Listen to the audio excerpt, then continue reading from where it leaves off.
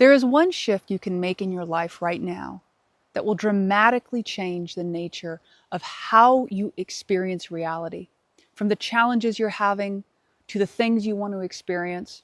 No matter when this message reaches you, it offers a window, a portal of possibility for you to directly reconnect to your inherent power. But what I'm about to share with you is actually quite practical in nature. In fact, it's almost deceptively simple. So if you are going to listen and tune into this, I invite you to tune into the full message. I'm Danielle Lynn. I'm a traveler just like you, surfing the different dimensions of this reality, showing up in precise timing to share these messages as they come, when they come. So whenever you connect to this video and it's a yes for you, this is the time for you to hear this particular message, because you're ready to create in a very effective way in your life. And there are many people who I've talked to through the years who have come extraordinarily close to having the experiences they want, stopping just shy of it. And I'm going to share with you why they stopped and what you can do to actualize it. One of the first reasons people stop is they don't want to leave their current reality. To step into a new reality, you must be willing to leave your current one. Even if there's elements of it that look almost identical or the same, in order for us to have what we don't have, we actually become different people. We actually morph, we transmogrify into the beings and people that are able to embody and receive the reality that we're attuning to. So in a certain way, the sacrifice in that case is the sacrifice of your old life. But a lot of people spend a lot of energy attempting to figure out, well, how can I keep my old life the way it is and still have this new thing I want? And an enormous amount of energy is poured in to attempting to keep reality the same way, but also have this new thing, even though it may not be the fastest, most effective, or even the most ideal outcome for that person. It's rooted in attachment and potentially the fear of the unknown. It can also be rooted in things like fearing hurting others or having an upheaval of one's life, which is all very understandable. It's very understandable to feel these ways. What I'll share with you, though, is reality can shift in an instant, but it really is correlated to your willingness to be flexible and adaptable with the shifts and the changes that are asked of you at that time. It's a lot more simple than you think to get what you want. You just may not like the exchange that comes with it. And that right there is one of the key fundamental principles that I imagine not many people speak about. Because a lot of people might say, well, what do you do with that? I want to have it all. I want to have everything I want and a bag of chips and in between. Well, the paradox is, from another perspective, you actually can have that as well. And this might be the funny place where you go, really? You just said, we got to sacrifice, etc.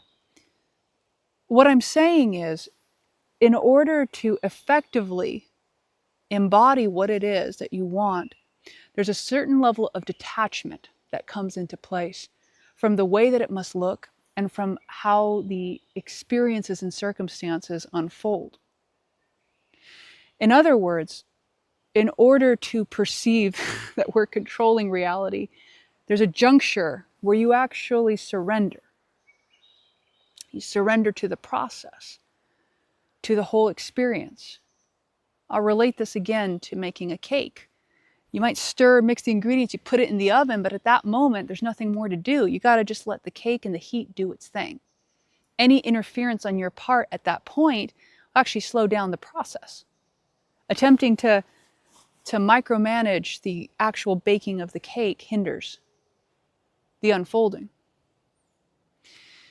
And so what a lot of people come up against when they are exploring reality creation is they may feel inspired to reality create because they want to control reality, only to arrive at the knowing that in order to be an effective reality creator, it involves mastering the art of deliberate surrender, of deliberate receiving. In other words, the merge of the masculine and feminine energies, the ability to do and the ability to not do effectively.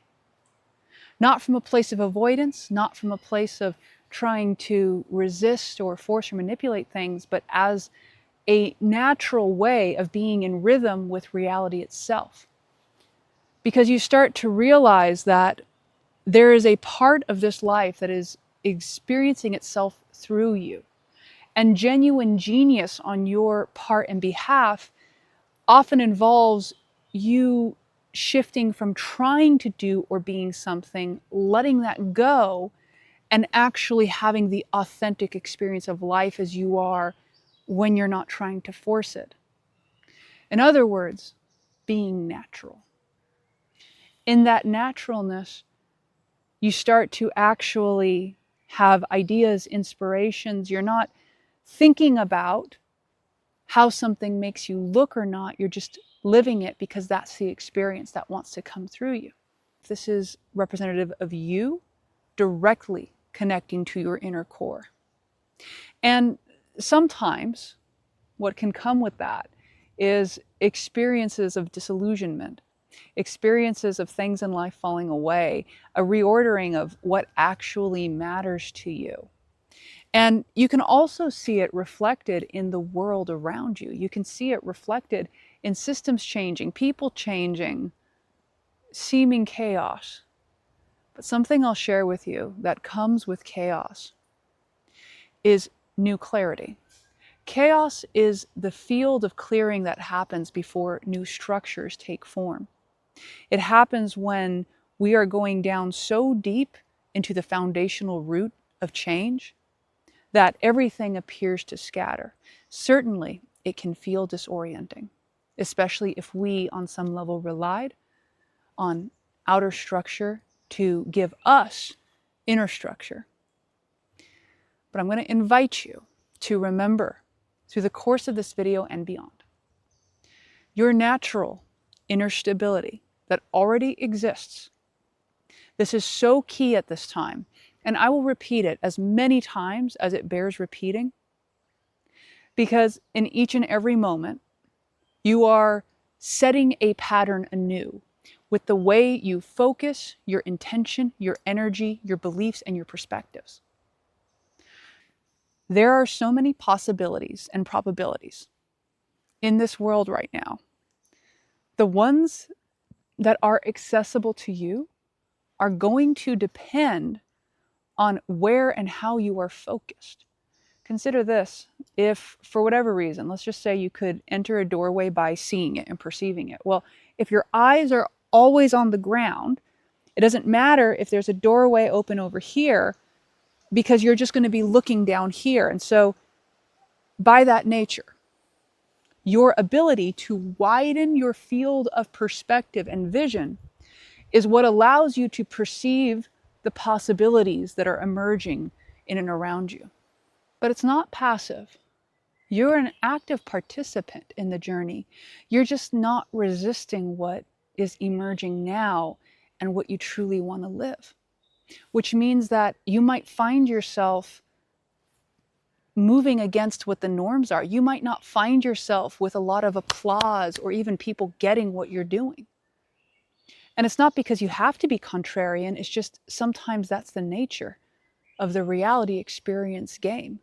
If you are attempting to do reality experience in order to receive accolade, then what you are likely attempting to do is receive accolade. There's something else you're attempting to fill inside. And there may come a point where the accolade doesn't resonate the same way with you anymore. And then you start going, well, what am I actually doing this for? And what actually matters to me? What actually matters to me? There's actors, Jim Carrey mentioned this. When he got fame, he realized he didn't really care about it, which I understand can be easy to say when you're already famous. But there's levels to this that many creators have shared, that when they arrived at the place that they thought would bring them salvation, they still felt the emptiness. And that's because they were externalizing externalizing their satisfaction, their happiness, their wish fulfilled. And the secret that many great sages talk about is arriving already within to that wish fulfilled and operating from there.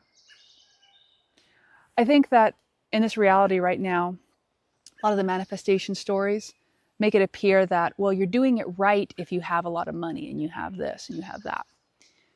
But something that I would reflect to you at a deeper level of reality creation is that everybody has a different set of goals, and that there are master yogis and people of awareness at every level of society.